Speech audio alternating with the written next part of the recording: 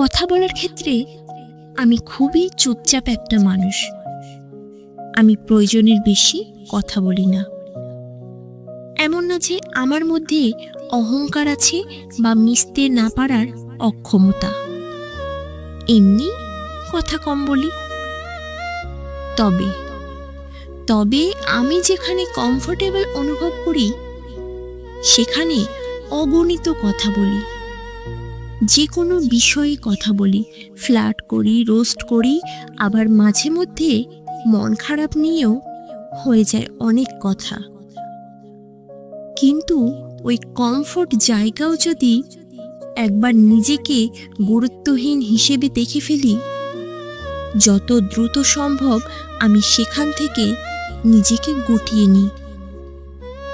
আমি এমনই, এই নিয়ে আমার কোনো অভিযোগ নেই।